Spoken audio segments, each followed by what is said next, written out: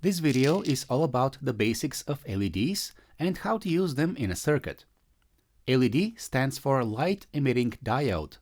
They come in many different shapes, sizes and colors. They are cheap and much more efficient than traditional light bulbs.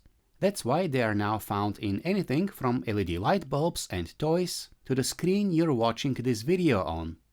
LEDs are also easy to use in DIY projects, but there are several things you need to know to make safe and reliable LED circuits. Let's build one and go over how it works. This is my breadboard power supply and I have it set to 5 volts. Next, I'll throw in a white LED, a 220 ohm resistor, and a couple of wires to complete the circuit. I am also adding a light bulb in parallel for comparison. Shopping links for parts and tools are in the video description. Now look what happens if I flip the bulb around. It lights back up, no surprises there. But if I do the same with the LED, it does not turn on. That's because LEDs have polarity, just like normal diodes. A basic LED like this one has two terminals called anode and cathode. For the LED to light up, the anode must be connected to the positive side of your power supply and the cathode to the negative side or ground. Connecting an LED in reverse may damage it if the voltage is high enough, typically above 5 volts or so. On LEDs like this one, the longer leg is your anode or positive side, but there are many other ways to tell the polarity of an LED. Surface mount LEDs may have it marked on the bottom side. You can also look at the specs or the datasheet for your LED, or use a multimeter. You may have noticed that I put a resistor in series with the LED, but not with the light bulb. That's because LEDs are a lot more sensitive to changes in voltage. Small changes in voltage result in large changes in current, and too much current can damage the LED. Here is an LED without a series resistor connected to my bench power supply. At 2 volts it doesn't even want to turn on. At about 2.5 volts, a little bit of current is starting to pass through. At around 2.8 volts, the LED is glowing brightly. And at 3 volts, there is enough current going through the LED to cause permanent damage. A typical 5mm LED is rated for up to 20 milliamps, and we need to limit the current going through it to prevent damage. The simplest way to do this is with a resistor in series with the LED. The value of the resistor that you pick depends on 3 things: the voltage of your power supply, the forward voltage of the LED, and how much current you want to pass through the LED. This is the formula used to calculate the resistor value, but I simply use this online calculator. Link is in the video description. I guess the forward voltage of the LED is the part most beginners would be confused by. As we saw earlier, an LED will not pass any current until a certain voltage threshold is reached. The voltage at which it starts conducting significantly is called forward voltage. You will almost always have it stated in the specs for the LED, but if you don't know it, you can use this table for reference. Or you can measure it with one of these universal component testers, if you have one. The current through the LED is up to you. Its datasheet will tell you the maximum current it can handle, so pick anything up to that value. The higher the current, the more light the LED produces. Keep in mind that you don't have to go for maximum brightness. Even small LEDs can be very bright, especially at night. So unless you're making a flashlight, you may want to go for a lower current value. It makes batteries last longer and leaves more power for the rest of the circuit. In my example circuit, the LED is very bright, even with half the current it's made to handle.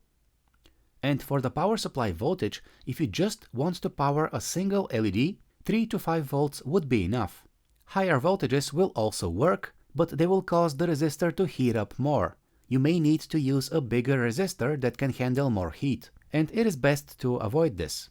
However, it is better to have a higher voltage supply if you want to power several LEDs. There are multiple ways to connect more than one LED in a circuit. You can connect them in series, or in parallel, or a combination of the two. The simplest way is to connect them in series. You need just a single resistor and all LEDs will get the same current. But in this case, you need a supply with a high enough voltage. The voltage has to be higher than the sum of the forward voltages of all LEDs. So with a 14-volt supply, I can power these 6 LEDs, but 8 LEDs will not turn on. I need an even higher voltage to get any light. But what do you do if all you have is 5 volts, like from a power bank or a USB port? That is not enough to power even 2 white LEDs in series, so in this case, they have to be connected in parallel. The best way to connect LEDs in parallel is with a resistor for each LED. This will make the most reliable circuit. Technically, you can connect multiple LEDs in parallel with a single resistor, but it is not recommended. First of all, if they are of different colors, some may not even turn on. And even if they are the same color, the current will not be distributed evenly, so the circuit may fail eventually. If you want to power many LEDs from a limited voltage, you can use a combination of series and parallel connections. Again, you will need a resistor for each string of LEDs. Here I have 3 parallel LED strings and each of them has 4 white LEDs in series. That's a total of 12 LEDs powered from a 12-volt power supply. If I need to, I can add more LED strings in parallel, as many as the power supply can handle. Now let's talk about selecting the optimal LEDs for your application. If you're just getting started with electronics and want to have fun building basic LED circuits, you can grab an assorted kit like this one. They are cheap, they fit on a breadboard, and you get plenty of colors. But if you want to build something more specific, it is a good idea to pick the best LEDs for the purpose. Consider if you need LEDs with a clear or a diffused lens. A diffused LED emits light in all directions, and you can see what color it is even when it's off. On the other hand, clear LEDs are brighter and come with different lens angles. With white LEDs specifically, pay attention to the color temperature. This number tells you if the light is warm, neutral, or cold. Cold white LEDs are usually the brightest and cheapest, but in my opinion, their light is unpleasant because it has a bluish tint. Neutral white LEDs are good for general illumination. They closely resemble sunlight. That is the color temperature I use when filming my videos. And warmer LEDs produce light similar to that of incandescent light bulbs. I think this kind of light has a cozy look, and it's the one I prefer to have at home. White LEDs also have a specification called CRI, or Color Rendering Index. LEDs with a high CRI produce light of higher quality. The number goes up to 100. Some LEDs can produce multiple colors. This LED can glow red or green and even yellow when both colors are combined.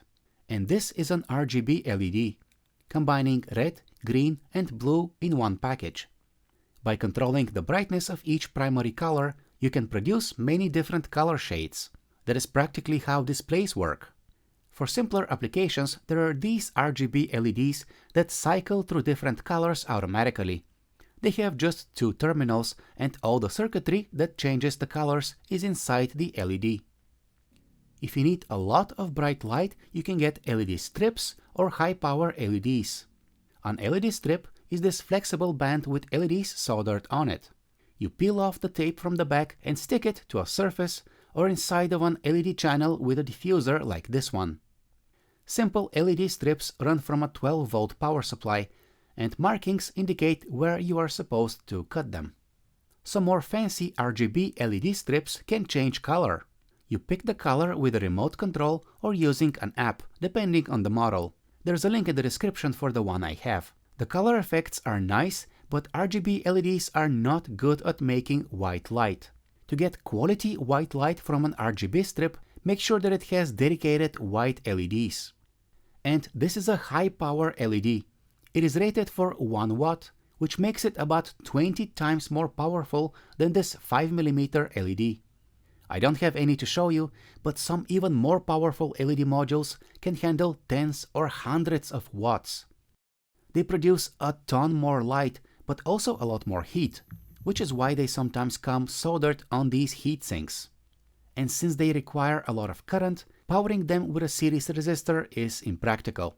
Instead, it's a good idea to use a constant current LED driver.